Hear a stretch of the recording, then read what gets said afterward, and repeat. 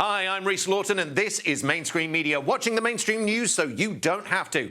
Don't forget to subscribe and hit the notification bell. So get the black markers out and let's see what Sue hasn't said.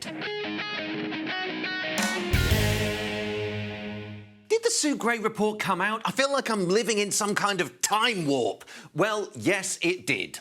Kind of. Perhaps the Prime Minister thought all the bluster and delay might help him. Yeah, I'm fine. Chuck the other guys under that cardboard bus. Many more parties that he might have been at. Oh, and 300 photos the Met says they've got their hands on. Oh, and the letters of no confidence trickling in from Tory MPs. The last couple from Devon constituencies, making it what the media terms the Cream Tea Coup. Because that's the only thing they know about Devon. Makes a change from the pork pie plot, or maybe the nice cup of cocoa before bed insurrection. But Sue Gray, poor Sue, all got a bit overtaken by events. That senior civil servants report into... Do you know, I've forgotten. Oh, yes, those Downing Street lockdown parties. Silly me. No rules for them, plenty for us. Sue started way back in December, and the case for the defence has shifted quite a bit. All the guidelines were observed. I certainly broke no rules that nobody told me. The day of the Grey arrived, and the excitement got a bit too much.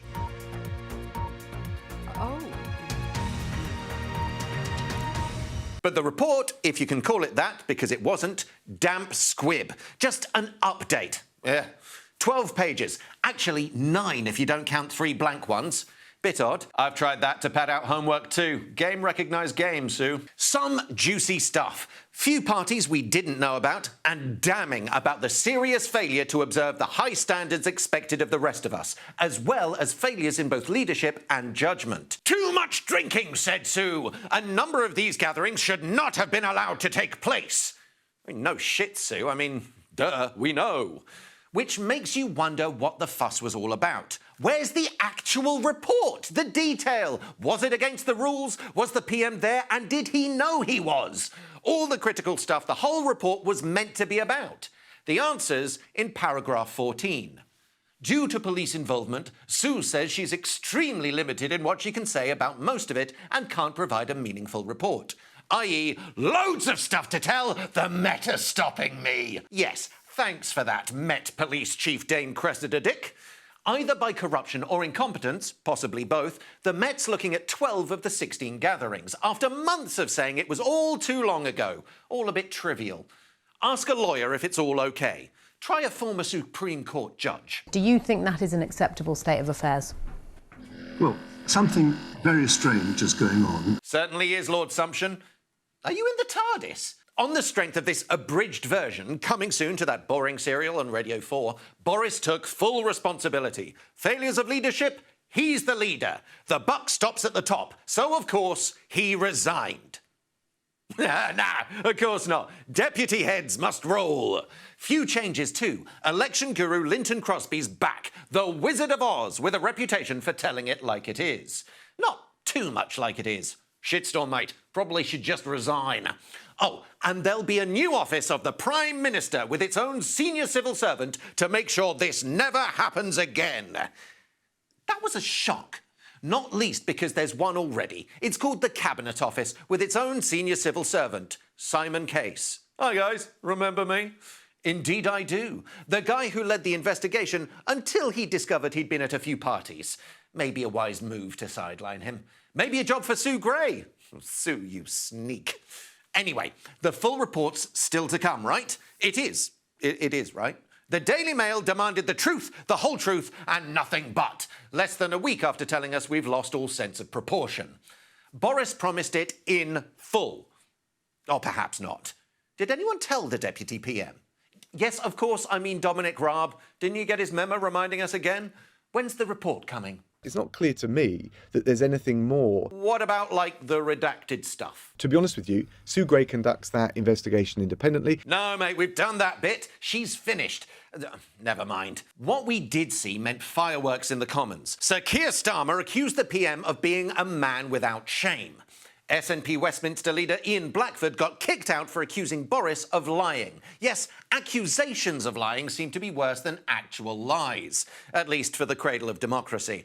And Boris Johnson, not to be outdone, accused the Labour leader of failing to prosecute the late paedophile Sir Jimmy Savile. What's that? Yeah, Starmer's past life as head of the CPS. Why bring that up? Who knows anymore? How can you have a Prime Minister just repeating fake news like that? Oh, I have no idea the background of Keir Starmer, and I know It's that not true, and the Prime Minister repeated it. It's an old meme that's just repeated by Well, you know, there were things that Keir conspiracy Starmer theorists. said that someone who was the former Director of Public Prosecutions shouldn't have said at the dispatch box. Nadine Dorries aside, I think we can all agree she's rubbish, can't we? There's actually fake news on both sides here. What a disgusting, disgraceful smear, raged Starmer's supporters. How could a PM stoop so low? What would you like to say publicly about that? It's a slur, it's untrue, it's desperate. Not unexpected, but, like, could you try asking him a question about it? Or maybe focus on fucking up the question instead? A lot of your former colleagues among Tory MPs believed that was a disgraceful attack on the Prime Minister. Yes, disgraceful. Wait, Rob, you mean Keir Starmer? Try again. Boris Johnson, they think, smeared the Prime Minister. Here's a tip. That's Boris Johnson. That's Keir Starmer. No, that's you. Boris Johnson, the Prime Minister. Got it? Boris Johnson, they think, smeared the Prime Minister. Yes, OK, Boris Johnson smeared the PM, didn't he? Brazen it out. Should Boris Johnson apologise for what he said? No. Of course, Starmer didn't stop Savile being charged. A subordinate made the call. But Bojo said failed to prosecute, and that's also technically correct. A grain of truth. Let's be absolutely clear. I'm talking not about the leader of the opposition's personal record when he was DPP, and I totally understand that he had nothing to do personally with those decisions. That's one way of shutting it down.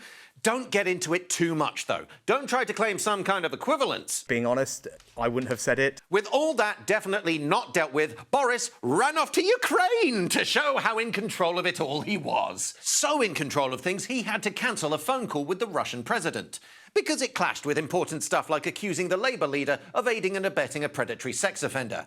Unfortunately, there was no escape. Why should the international community take your diplomacy seriously when you're so preoccupied at home, when you put talking to MPs ahead of talking to President Putin?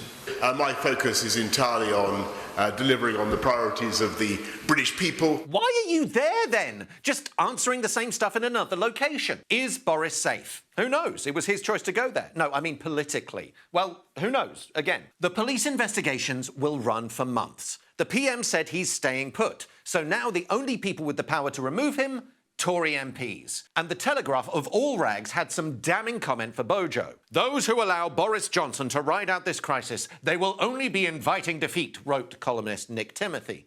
Those defending Bojo are fools. Johnson must go to save the Tory party, says Nick. If you're wondering who he is, Boris Johnson, he's the PM. We've spoken a lot about him. Have you been listening? No, of course, I mean Tim Nicothy. Nick Timothy. No idea. Neither he nor the paper explained either. He actually knows a lot about defeat and destroying the Conservatives, does Nick, wrote Theresa May's shithouse of a manifesto in 2017, which cost her a majority and gave us Boris Johnson. Thanks, mate. 54 letters are needed to trigger a vote of confidence in the PM. And for now, it seems they'll wait for Dick, Cressida Dick, rather than Grey, Sue Gray. Someone put it to me that you are a spy. I know you've had that put to you. I think if I was a spy, I'd be a pretty poor spy. Yeah, really crap one, Sue. As late as the last Bond film and twice as dull. No Time to Lie. The one where Bond knows about the secret plan from the start, spends most of it tied up with the lawyers, and publishes a short memo on the stuff everyone knew anyway. But not before mixing himself an ice-cold Diet Cola. There's a bit of a crisis going on, isn't there? Have you noticed? Everything's getting more expensive. Inflation's up, interest rates going up, and the big one, energy bills. Major crisis there. At least there will be very soon. And there's some really dodgy stuff in the media about it, mostly because no one's really tried to work out what's going on. So here's a quickie. The price cap's rising. Yes, that's the maximum companies can charge consumers. 54%! We're all screwed, aren't we? Shit! You might not be. If you're on a fixed deal, you're fine. But too much nuance there, though, doesn't make great headlines. And those deals are hard to come by. Why? At this point, we'd usually say to you, have a look online, shop around, get a better deal. That is not possible at the moment. The energy companies cannot afford to provide those discounts. Says the spokesperson for the energy companies? Nah, says a BBC reporter. Those poor companies can't afford it, can they? Might hit their profits or the billions they've been paying out to shareholders. Anyway, you're screwed! Ramp it up! Try the guy from Octopus Energy. Will you have to send debt collectors in? But the vast majority are going to work incredibly hard to help customers. Oof. And there's some help from the government, right? Be a bit weird if not. 1 in 4 homes could go into fuel poverty. What are you going to do about it? Well, the government is very, very well aware. We're all very, very well aware of the impact on people's lives. Good! You've read the papers. Well done. Bills are set to rise for most. How much? £600 a year in the Sun? £636 if you're a Mirror fan? £650 if you're a mail reader? Maybe even more. £700 a year for a typical household, taking it from £1,277 to £1,900. Well done. That's called adding. Actually, by your own maths, it's slightly less than that. It's almost like plucking figures out of the air. And they were. That's the trouble with telling us the answer before Ofgem did. It's £693. But bills also depend on how much you use and which supplier you're with. Don't let the details get in the way. The government's got a plan, don't you worry. Yes, I remember. Slash VAT on household fuel bills. Boris promised us. He even wrote a thing in The Sun about it. A true Brexit bonanza. Almost too easy, isn't it? I think it is slightly paradoxical that this is now being campaigned for by people who actually wanted to remain in the EU. Yeah, no VAT cut for you lot because some of you voted Remain. Is that it? And what did The Sun have to say about Boris's U-turn? Well, it splashed on a new carb-free lager. Really? Is this the same day? Oh, it is. But forget that. The new plan. Brilliant stuff. The Tory backers are full of praise for whiz-kid Rishi Sunak. What a saviour. A PM in the making. Until you read about how he's doing it. Bit of help with council tax, sure, but the big one, loans for energy companies to keep our bills down. Yes, our cash given to them to reduce our bills. And they pay the loans back by maybe a tax on those massive profits or dividends we heard about. No, by them charging future versions of us more. Really? Where's the money for that going to come from? Well, this is the fiscally responsible approach to take to solving this problem. Is it though? Robbing Peter to pay Peter so Peter can pay himself back over 5 years. Lucky, lucky Peter. Ages away, though. Peter won't notice that. Could just try giving Peter the money directly. Sorry, giving Peter his money directly. Enough of the actual Peter. I mean, detail. How much are the now versions of us saving? The former economics editor of the BBC will know. We're talking about 200 quid off a 700 quid rise, which would leave, a rise of roughly 500 quid. No, that is 500 quid, Robert. See me later. And, of course, that £200 paid back in £40 instalments over the next half a decade. Surely we can blame someone. No, not the government or the energy companies. It's not like it's their job to be across all of this or anything. What about Russia? It's been a few minutes. Try that octopus guy again. He's got his tentacles everywhere, just like the Russians. Global demand for gas and power has shot up. With the post-pandemic recovery. The second thing is... Putin. The second thing was we had long, late, cold winters. Yes, it's been a bit cold. Sorry, Rob, maybe try blaming Putin next week instead. Levelling up! It's here! That 2-year-old Tory election slogan is back on the agenda. Weirdly. We are going to unite and level up. Unite and level up. So good, he said it twice. Actually, he said it hundreds of times back then. What does it mean? No one really knows. Why is it here? Because Michael Gove says so. Now, I know what you're thinking. An obvious dead cat distraction. A cynical attempt to move the news agenda from the Tories talking about how shit they are to the Tories talking about how great they are. Well, if it was, it didn't work. Of the cheerleaders, the Telegraph alone stuck it front page, complete with all the criticism about how vague it is. Let's back up a bit. Levelling up. What is that? Well, fixing decades of chronic underinvestment in the regions. There's a sparkly new department for it. OK, an old department rebranded. Used to be about housing and local government. Anyway, Got to fix the mess the last lot made. You do acknowledge that you guys have been in power for 12 years? Yes, I do. So, your fault? Of course not. Man of 1,000 faces, Michael Gove's in charge, assisted by his senior civil servant and woman of a single photo, Sue Gray. Get rid of her! People might get back to Partygate again. Look, levelling up. Govey's plan. Hundreds of dead trees telling us about his 12 objectives to hit by 2030. Increasing pay, investment, life expectancy, even just pride. Great stuff no one could have a problem with. How are you going to do it? Coming soon? Maybe just don't bother. The minister in charge has decided to leave our chair empty. Oh, diddums. You guys don't have much luck with the whole getting people to turn up thing, do you? Stop asking difficult questions, Adol. Can you ask me my favourite colour next time and how I like dancing in Scotland in nightclubs? Zing! Nice one, Adil. Put the empty chair in its place. Must be that shit-hot questioning, not your complete irrelevance. Or maybe Gove realised how crap it all sounded when he said it out loud. It's almost like the Tories only noticed this whole North thing when they won those seats in the Labour heartlands last time, because, well, they did. Cheers for the votes, you guys. We won't forget you. Everyone up to Sunderland for a cabinet meeting. Gimmick? Well, they never went back. The Tories need the seats next time. Can't rely on Brexit either. They'll notice that was a con. I mean, that'll be done by then. Anyway, bung them some cash. Normally fixes things, especially in the Tory party. New cash. Great. No. Old cash. OK, just move it around a bit. Redistribute. It's not just cash for the few in the south, but the many in the regions. That could be catchy. It's a government that will be for the many, not the few. Cripes. Sounds a bit commie. Bit dangerous. OK, do the thing, but say you're just bringing everyone up to the same brilliant level. Call it levelling up. Not all a total success. The South's already noticed the trick and is beginning to vote Lib Dem. Oh well, can't have everything.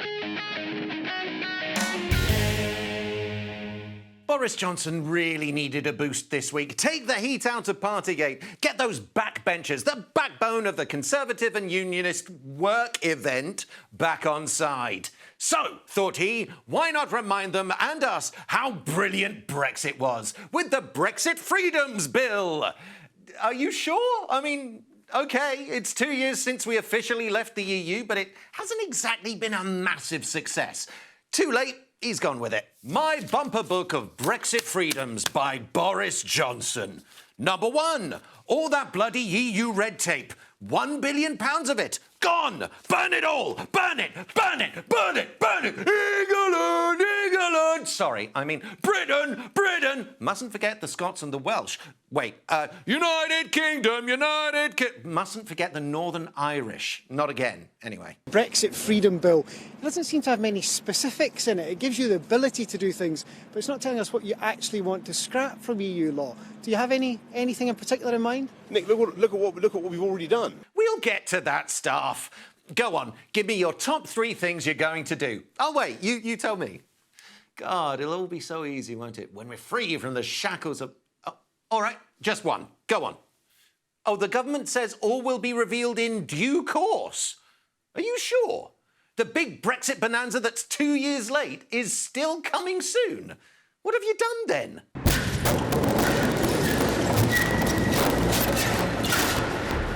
Can't be it. What else? Get Brexit done. Get Brexit done. To get Brexit done. Yes, I know that. It won you the election. Even Remainers voted for you, just to rip the Band-Aid off. Children were born demanding hard exits.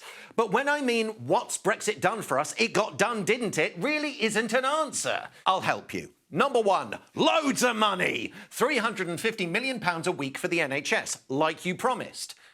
The bus wouldn't lie to us, would it? Not the bus. OK, let's not fight about this. I know it's contentious. It's a gross figure. We got a lot back, but we're still talking millions. So let's all agree that's a good thing. Anyone seen it? Where is it? Why do we need this additional funding now we've left the European Union? Because despite all the extra money that's gone into the NHS even before the pandemic and the money that's continued to go in, because of the impact of the pandemic. It hasn't been enough. Silly me. We had it, but we spent it. COVID, yeah? No one noticed. And we got a tax rise too. Must have spent it very quickly. Let's try again. Number 1, the easy stuff. Too easy. Remember David Davis? The first of the secretaries Brexit. A guy so pointless even his parents gave up halfway through naming him. Frictionless trade with the EU, said he. We can do our own thing, but they won't mind if we don't follow their rules. Will they? No, the Dover-Calais border will be too easy. Oh, forgot to tell the next guy about it. I hadn't quite understood the full extent of this. Don't worry, Dom of the past. All that talk of tailbacks and Dover turning into one huge lorry park is just Project Fear.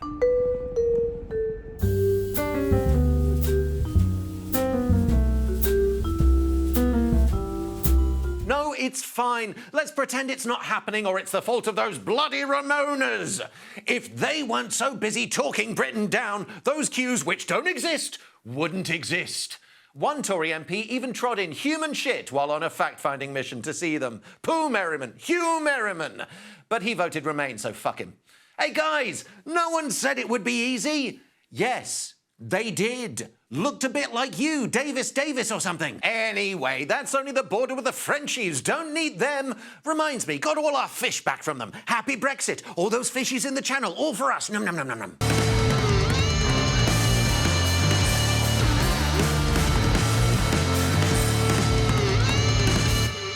Let's not focus on that. Let's focus on the main border. Our friends in Ireland. A true success story of Brexit. Those EU troublemakers said it would be a nightmare, didn't they? All kinds of new red tape. No backsliding, they said. Do the checks like you promised, Boris. You will do them, right?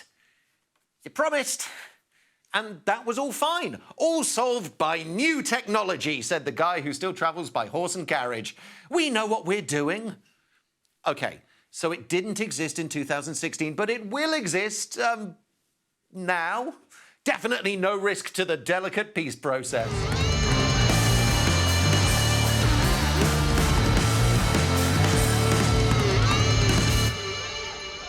Maybe we should have done the checks. Still a massive mess. Need a deal to sort it out. I'm 100% focused, Trevor, on delivering on the Northern Ireland Protocol. Yeah, Trevor, the Northern Lion Protocol. A fiercer, furrier version of the Northern Ireland Protocol, perhaps.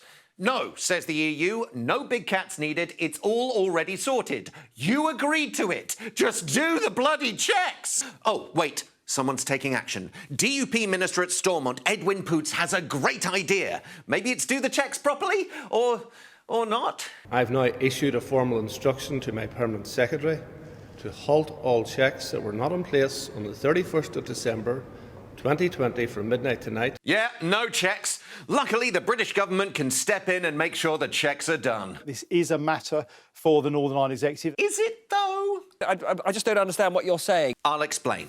The Tories signed this shithouse of a deal. Poots is breaking it, and they're just washing their hands of it all. Might be OK, though. Today marks the end of what has been the privilege of my lifetime, to serve as the First Minister of Northern Ireland. That escalated quickly.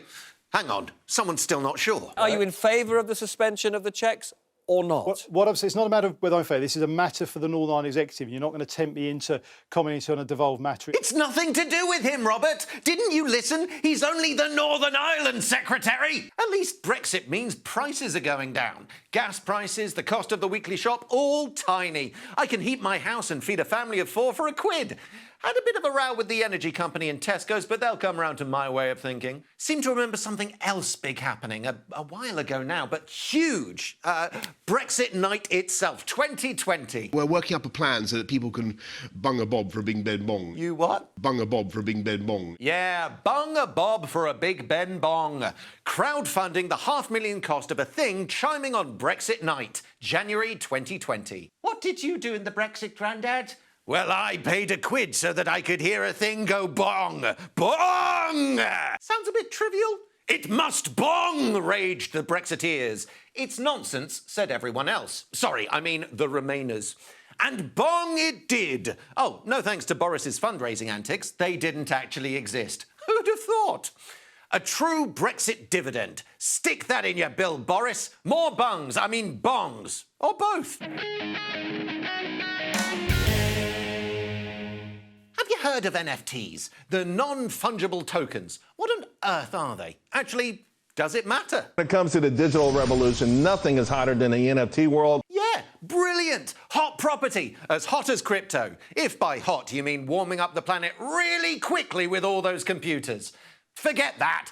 You can make millions. How? A gold rush here, even though it's a little hard to explain what the gold is. Maybe we should find out what it is, though. Something to do with crypto. Didn't we learn on last week's show that it can all be a bit dodgy? Vulnerable to fraud? Volatile? This is the key with NFTs or non-fungible tokens. It's that authenticity. No, my mistake. It's all brilliant. Very safe. And that is why a little knowledge in the hands of the mainstream media, all the way from the right-wing crazies to the, well, left-wing crazies, can be a very dangerous thing. Non-fungible tokens are so-called digital assets. Pictures, video, audio. Usually bought with cryptocurrency, ownership stored on a digital ledger. They're going to be, the hottest disruptive technology and biggest part of Web 3.0. Will you shut up for a second? Yes, you own the thing in the digital world. Anyone can obviously look at your digital thing, watch it, listen to it, but only you own it. Is that okay? If you're cool with that, I don't mind. Not really like a painting you can have in your house, though. Anyone can look at a copy. You have it. Not in this case. I get the US media goes a bit mad for this stuff. Our media's a bit more nuanced, isn't it? No, it isn't. Same crap, slightly more bored voice, saying total lack of understanding. NFTs are a type of digital asset that has surged in popularity this year, with NFT artwork selling for millions of dollars. Yes! Millions of dollars! Sure, like when this sold at auction last year. Looks a bit shit. Only exists in the digital world. $10 million. Yes, Sky News thought it was easier just to stick that on the website. No context, no explanation. Digital art was where it all began. Actually, some rather crappy images of cartoon apes looking bored. Why are they worth that much? Because people think they are. I mean, yes, by that logic, all art's a con. And maybe it is. But this sounds more like one than most. Or is it the hottest investment trend? Can't be both. That would involve some balanced journalism. Here's how you can make millions. That footballer with a penchant for older sex workers is doing it. And he's using NFTs too. And this lad made millions already, didn't he? Oh, wait. This guy had them stolen by hackers. That old rocker who didn't eat a bat got caught up in a scam. And who'd have thought? Something a bit shady might be a breeding ground for money laundering.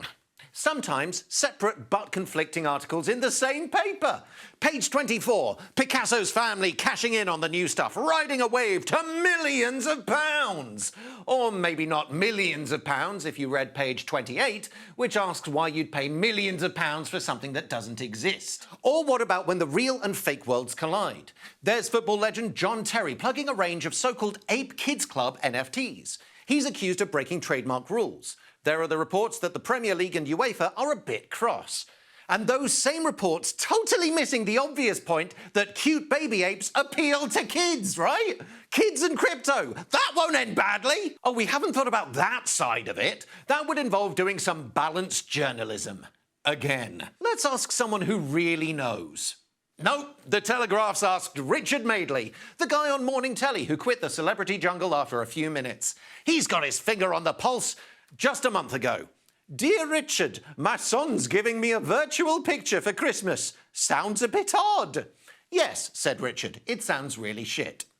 Actually, no, said Richard. What's the difference between that and a voucher for a shop? Well, Richard, let me tell you, you can buy a thing with that. If I want that virtual picture he's talking about, I can just download it. Oh, someone else technically owns it, but I've got it here on my computer too. No one can tell the difference. Isn't that weird? Try some more experts, you media guys. These lot love it. These things will be everywhere in a few years, says a guy who depends on them for his job. Football clubs are all going to get involved, says the chief exec of a company specialising in them. Well done. Some NFTs do deal with actual stuff. Recently, Beatles memorabilia. John Lennon's cape in Help, Paul McCartney's notes for Hey Jude. Oh, great. So you get the thing and the NFT is like a receipt?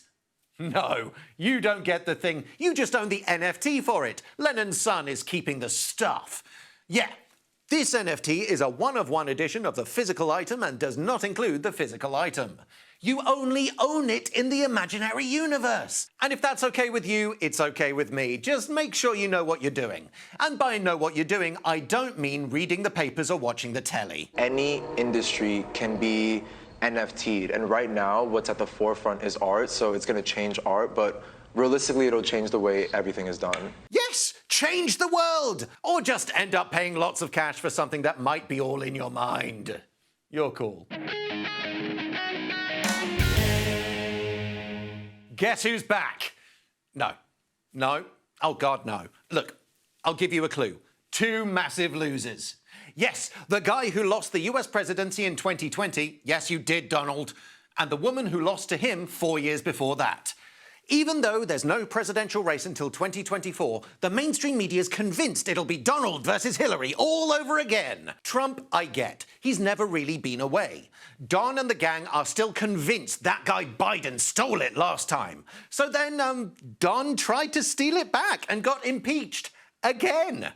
At least he condemns the violence from that dark day a year ago. He does, doesn't he? If I run and if I win, we will treat those people from January 6th fairly. We will treat them fairly. And if it requires pardons, we will give them pardons. Yes, pardon the rioters. Nice one. He never got over Joe Biden. Yes, Joe Biden. The Americans replaced a fart with a follow-through. The guy who loads of keyboard warriors told us shat himself during an audience with the Pope, one of the lesser-known ITV specials. Joe even cut short his trip because he ran out of suits, didn't he? Lies, sure, but so plausible. Helped by the mainstream press reporting the garbage too. Anyway, yeah, Don, that guy beat you. Awkward. No wonder he won't let it go. But what prompted the latest media frenzy? 45th President of the United States. 45th and 47th. Yes, a throwaway remark on the golf course. Probably shouldn't read too much into it. He says all kinds of crap. Nope! Cue the headlines! He's going for it. He's declared. He's boasting about it. He's fighting fit. He's looking trim and ready for action. He's made entirely of metal. He's piloted by Jesus! He's not really, though, is he? Right now, he's more concerned with hitting a tiny ball with a tiny stick held in his tiny, tiny hands than chasing it in a tiny electric car. Not very on message. Where's the 4x4? Anyway, Trump's comeback relies on the Republicans picking him again too, which might be tricky. He does have a massive fan base. A fan base of crazy people, but we're talking about America here. Clinton, on the other hand, I know what you're thinking. Can't the Democrats do any better than Hillary? No, they can't. Her path to power is even tougher than the Donalds. Crooked Hillary, wait. Crooked, you should lock her up, I'll tell you. No, she's not in prison because of something about her emails. Nice try, Don. It's because usually a sitting president, even one who allegedly can't even sit on the loo, gets a shot at a second term. But this is Biden. There's no guarantee he'll be in a fit state tomorrow, let alone in 2 years. And again, the media has decreed it's happening. She's back! Joe Biden's toast! And also, wouldn't it be hilarious if she lost to Trump again, assuming he runs? So she said it, right? No. It's all cribbed from an opinion piece in the Wall Street Journal. She's going to position herself as the experienced candidate to lead the Democrats to victory. Is she? Who wrote it? Those close to her allies, says The Telegraph. Actually, far from it. Two guys who are just about still Democrats, but who didn't back her last time. One even backed Trump. And even The Telegraph admits they don't have any inside info. Two guys, though, that's just about two sources, isn't it? And that's all any good hack needs. Print it! Donald versus Hillary. It's on. Ah, Canada. The only country where you can drive for 4 days without seeing a soul, then moan about your freedom.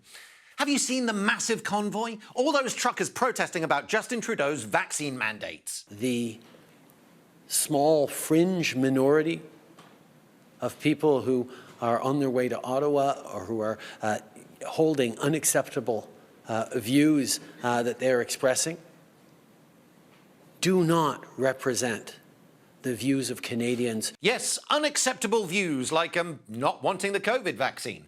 See, The PM said those crossing the border must be jabbed. And of course, many health experts say he's right. You know, that pandemic thing that's going on. But for a so-called liberal leader, he really does love forcing people round to his way of thinking.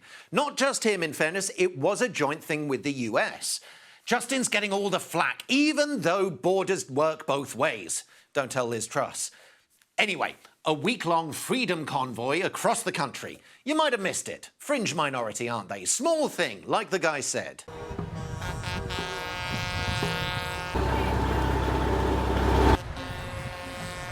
Seems to be a fair few there. Estimates ranged from thousands to hundreds to dozens, depending on your media outlet. The lefty mainstream media in Canada was accused of trying desperately to avoid it by the righty mainstream media. Oh, and that long-haired lefty actor had a pop too. Why is no one in the mainstream media talking about it? Sorry, is it 2015 again? Is Russell Brand still a thing? No one's talking about it, said everyone, while constantly talking about it. The truckers are being silenced, aren't they? Even more so when those same truckers banned some media outlets from their events. That'll do it. But Trudeau's in an awkward spot. He's been pretty blunt about vaccine mandates, pushing everyone against them, whatever the politics or reasoning, into one big gloop. No debate, no discussion. Souvent misogyne, souvent raciste aussi. Yeah, racists, aren't they? These anti-vaxxers, which is a bit like a pot calling a kettle blackface. But hey, when has massive hypocrisy stopped him, or in fact, any other politician? And the racist anti-vaxxers thing doesn't completely work for the latest protests. 1 in 5 Canadian truckers are South Asian. Sikhs in particular are the backbone of the industry. Although many also say those involved aren't representing them. Like the head of the truckers' union, Jagrup Singh, who says he doesn't know who's behind the protest. You'd think he'd notice if a load of his guys were on this thing. The left-leaning media pounced on some of the imagery. Racists! Justin was right. Look at the Confederate flags. Hey, it might be okay, a one-off. Oh, there is a Trump 2024 flag. That's a bit sus. Or are those lefties just looking for trouble? Shit, is that a swastika? OK, guys, you might be subtly hinting that Trudeau's a fascist, but bringing a Nazi flag to a demo, you're going to get called a Nazi, and that's not the media twisting it, is it? Also, if you're walking next to that guy with the swastika and you don't call it out, don't be surprised if everyone thinks you're with him. However, there did seem to be an agenda to link the truckers with violence. This, of course, echoes the January 6th insurrection at the U.S. Capitol last year. Now, organizers of the truckers' convoy have made it very clear that they do not want to see any violence whatsoever, but indeed a very worrying situation there. Very worrying. And the truckers haven't done themselves any favours either. Links with far-right groups, sharing far-right hate, raiding soup kitchens, urinating on war memorials. That'll do it.